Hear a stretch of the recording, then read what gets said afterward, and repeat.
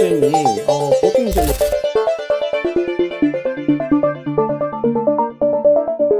일단 뭐 저희 병원에서는 너무나 이제 흔한 흔하긴 환자분들입니다. 하죠, 진짜. 흔한 맞아요. 환자분입니다.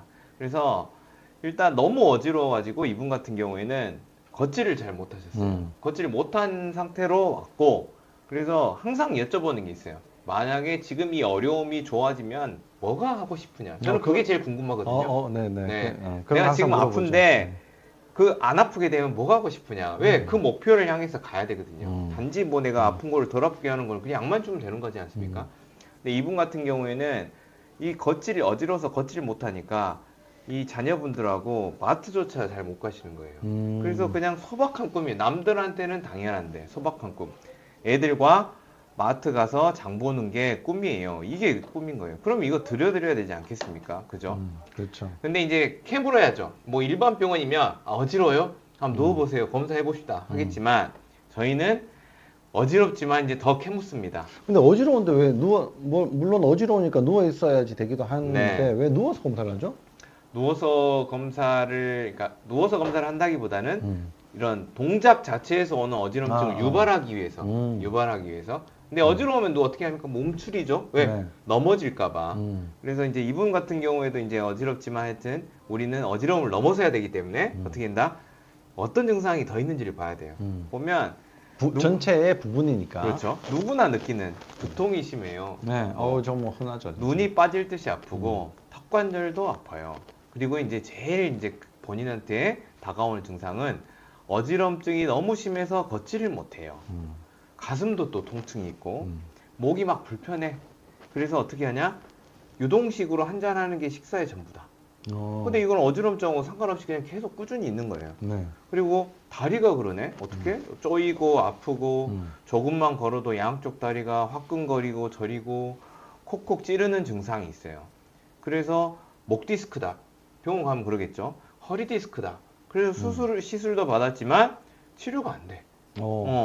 그래서 지금은 이런 증상들, 모든 증상들이 괜찮은 날이 별로 없어요. 그래서 걸어 다녔으면 좋겠어요. 근데 이걸 보면 결국에는 어지럼증만 보고 들어가다 보면 그럼 이것들은 다 놓칠 수밖에 없지 않겠습니까? 그렇죠. 그죠? 그래서 우리가 전체를 바라봐야 된다.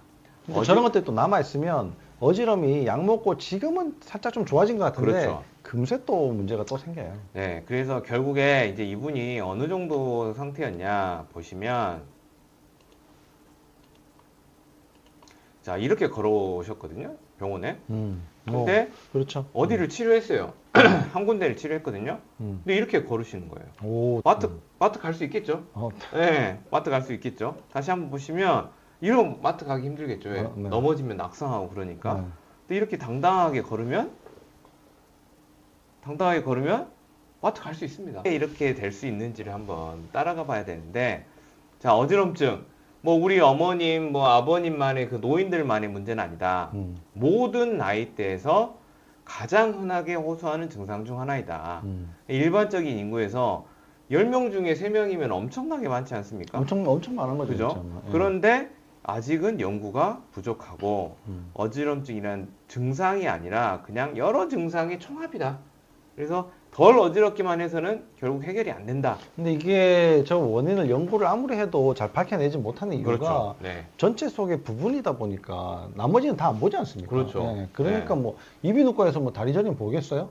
턱관절 그렇죠. 뭐 잘 안 보고. 이것만 봅시다. 네. 그렇죠. 그러다 보니까 진짜 원인을 잘 못 찾게 되는 건데 네. 이걸 좀 더 이제 좀 넓게 이렇게 여러 관점들로 이제 질병의 원인을 이제 찾다 보면 여러 문제들이 다 관여된다는 걸 이제 확실히 알게 되는 거죠. 그렇죠. 그 관점을 이제 오늘 여러분들이 좀 바꾸셨으면 좋겠다 네. 이런 이야기입니다. 네. 이제 어지럼증을 실제 겪어보지 못하신 분들도 있을 거예요. 근데 실제로 네 어지러워?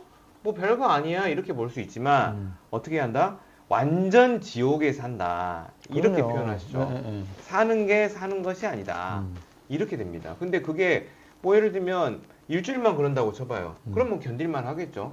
하지만 뭐 이분 같은 경우에도 벌써 이런 지가 15년 됐다.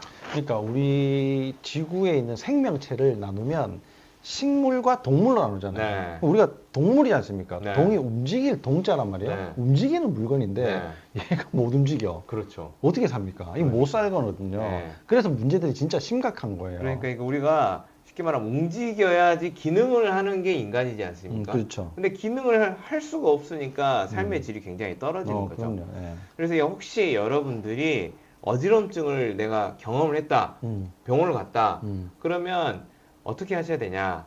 병원 가셔서 어지럽단 말을 하시면 절대 안 돼요. 어지러운데 어지럽다는 말을 하지 말면 빼고 하셔야 돼요. 그럼 어떻게 합니까? 왜냐면 이게 어지럼을 느끼는 그 증상의 형태에 따라서의 감별점들이 많이 있거든요. 그러니까 그치. 힌트를 많이 주셔야 돼요. 아, 병명이 나눠질 수 있다. 네. 이런 거죠. 그래서 힌트를 많이 주세요. 어지러워요. 그러면 어지럽단 말 빼고 써보세요. 그러면 저 어지러운데요. 이렇게 하지 마시고 이게 빙글빙글 도는지 아니면 내가 아찔하고 막 쓰러질 거 정신을 잃을 것 같은지 아니면 뭐 정신이 몽롱한 건지 아니면 멀미하듯이 내가 붕 뜬 느낌인지 이렇게 좀 구체적으로 말씀을 해주시면 이런 거네요. 의료진들이- 그러니까 네. 우리 집에 송아지 있어요. 네. 그러면 그게 풀 먹는 송아지인지 네. 금 송아지인지 네. 뭐 알 수 없으니까 그렇죠. 진짜 좀 더 구체적으로 이야기를 해라. 네. 증상을 그렇게 될수록 여러분들이 치료에 어떤 도움이 된다. 도움이 된다. 속도도 좀 빨라지고. 네. 근데 이제 우리가 위험한 것과 덜 위험한 거는 좀 구분을 해야 되겠죠. 네. 그래서 위험한 것 같은 경우에는 위험한 건 뭡니까? 병원에 빨리 가야 된다. 빨리 가야 돼. 응급 상황이다. 네. 보통 이제 뇌 문제인 경우가 많겠죠. 근데 뭐 재밌는 거는 위험한 상황인데 증상은 좀 덜해요. 그래서 놓치기가 쉽겠죠. 네. 보통 막 구역질 나고 어지러우면 막 토하고 그러는데 내가 위험한 상황인 경우에는 구역질 나고 토하는 게 덜하다. 덜하다. 그 다음에 반대로 다른 증상들이 많아요. 막 터질 듯이 머리가 뭐 깨진다거나, 눈이 빠질 것 같다. 뭐 이런 네, 거죠. 뭐 손발이 막 갑자기 저린다. 감각이 떨리고 감각이 떨어진다. 떨어진다. 그렇죠. 뭐 그다음에 뭐 정신을 내가 잠깐 잃었다, 아예 의식을 잃었다. 음. 그다음에 이런 증상이 있을 경우에는 빨리 병원을 가보셔야지. 뭐 옆집 아줌마한테 나 어지러운데 뭐 먹어야 돼요. 뭐 약국 찾아가가지고 뭐 어지럼증 약 좀 주세요. 이러시면 안 돼요. 그러니까 우리가 보통 하는 얘기가 이제 의사의 가장 큰 적이 옆집 의사가 아니라 동네 아줌마다. 네, 그렇죠. 네. 그래서 이제 이 어지럼증에 대한 정보를 많이 줄수록 우리가 원인을 찾기가 일단 쉬워지는데 이게 보면은 이 나이대별로도 우리 원인을 찾아볼 수가 있어요. 네. 보통 어린이들 같은 경우에는 편두통, 두통에 대한 어지럼증하고 자율신경 질환에 대한 어지럼증이 가장 흔하고요. 어린이도 어지럼증이 많나요? 많습니다. 요즘 너무 많습니다. 주변 들어보세요. 특히 뭐 고2, 고3 이렇게 넘어가는 친구들 들어보면 어지럽고 머리 아프고 지금 꽤 많습니다. 그리고 이제 성인에서는 자, 우리가 이제 우리 가정도 잘 이끌어야 되고 이래서 그런지 모르지만 심리적인 어지럼증 그리고 이제 이석증이 이제 많고요. 나이를 먹어가면 이제 이석증으로 바뀝니다. 그리고 두 번째는 이제 뇌혈관하고 관련된 뭐 뇌졸중이 되든지 뭐 뇌출혈 이런 거하고 관련되어 있겠죠. 여기 지금 화면이 좀 잠깐 좀 안 맞는데 조금 됐습니다. 여기 네. 이렇게는 보이네요. 네, 그래서 결국 전체적으로 보면 제일 흔한 거는 일단 이석증입니다. 이석증이 제일 흔하다. 네, 그래서 이석증에 대해서 좀 소개를 해줄 텐데 방금 귀, 우리 귀이, 그렇죠. 돌석. 귀에 생긴 돌 돌. 때문에 생기는 어지럼증을 이석증. 근데 담석은 원래 돌이 없거든요. 네. 근데 돌이 생기는 거란 말이에요. 네. 근데 콩팥도 뭐 요석 요관에 없죠. 있는 것도 없는 게 원래 돌이 없는데 생기는 건데 이석증도 그렇게 돌이 생기는 거예요? 돌이 있는데 돌이 떨어져 가지고 아, 없애야 원래- 될 곳에 돌아다니는 거예요. 원래 있는 돌이 떨어진다. 네, 그러니까 방황을 하는 거예요. 집에 안 돌아오고 방황을 해버리는 거예요. 음.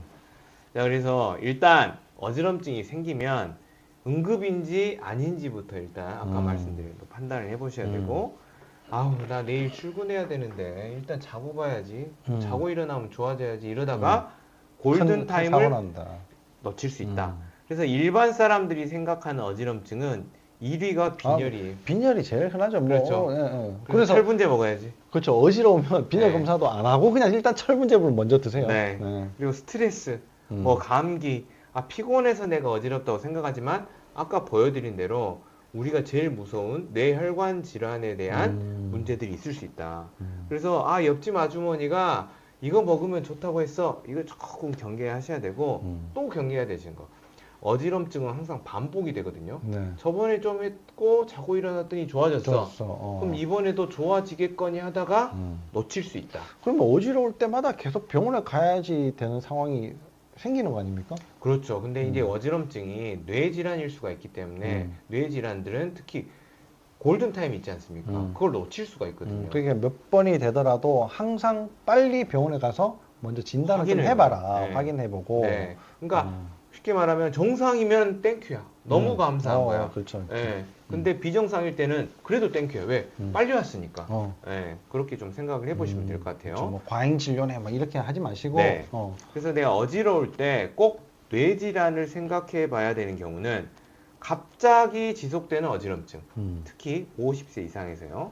그리고 이제 중추신경계 이상 증상. 아까 말한 대로 막 뭐 예를 들면 시야가 안 좋아진다거나 팔다리가 갑자기 마비가 온다거나 입이 어눌해진다거나 두통이 막 깨질 듯이 너무 심하다거나 이런 경우. 그리고 이제 외상이 있었던 경우. 그러니까 엊그저께 나 교통사고 잠깐 났는데 좀 괜찮아서 봤는데 하루 이틀 됐는데 갑자기 어지럽다. 넘어지면서 뒤통수 박았어요. 그렇죠. 이런 거죠. 이럴 때는 떨어졌어요. 뇌출혈이 이제 진행이 되고 있을 수가 있고, 그리고 술이나 약물을 과용, 오용한 경우, 또 암 환자 같은 경우에는 또 전이가 또 뇌로 되는 뇌전이가. 경우가 많거든요.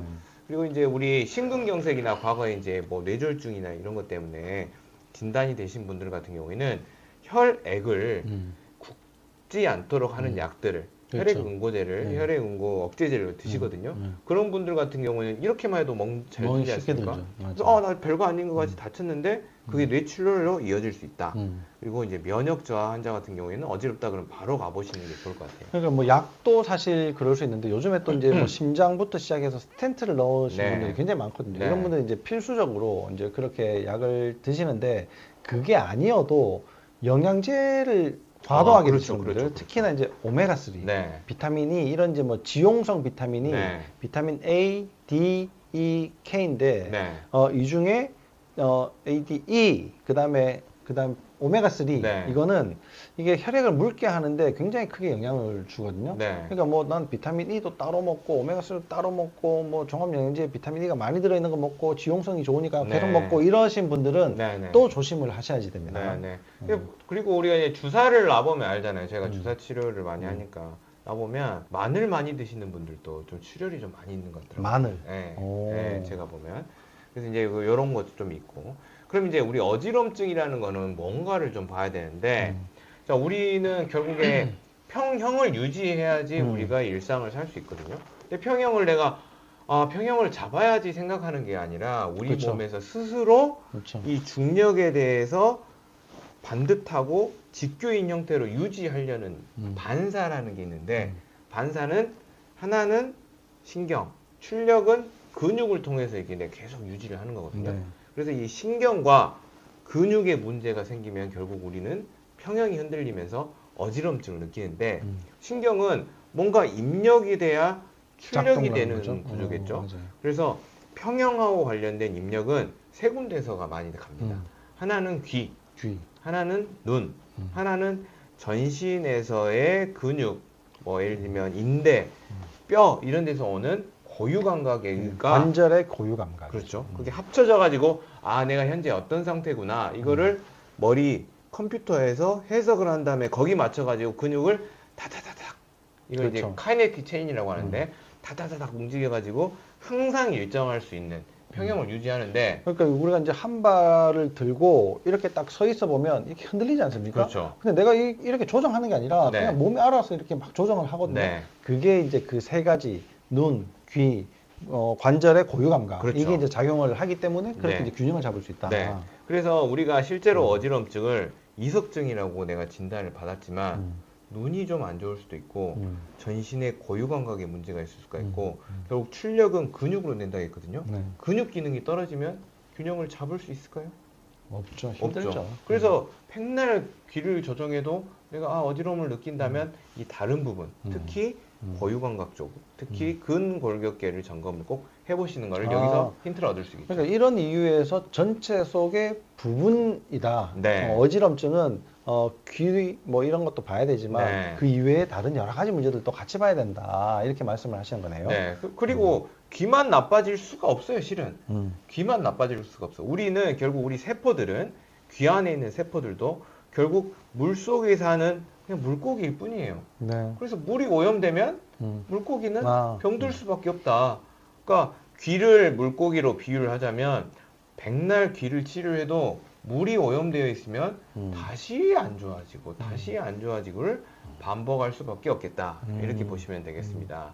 그래서 우리가 뇌 회로가 판단을 할 때는 눈, 귀, 그리고 관절에서 올라오는 이런 감각들이 일치를 하면 딱 어지럽지가 않고 세 개의 감각이 일치하지 않으면 이제 내가 어지럽다.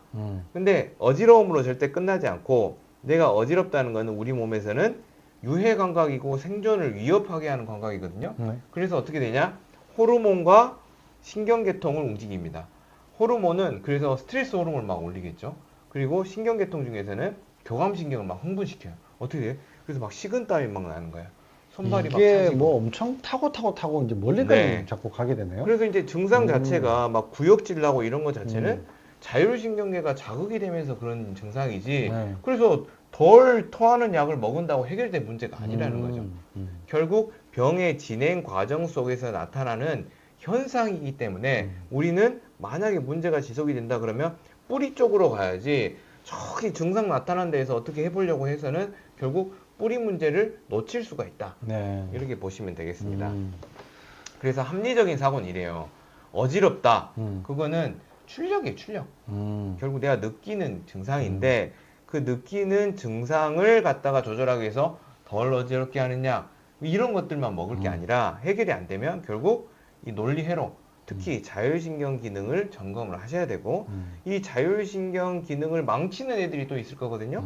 이 망치는 문제들을 찾아가지고 해결해 주면 결국 어지럼증도 잡을 수 있지만 내 전신 건강을 챙길 수가 있다.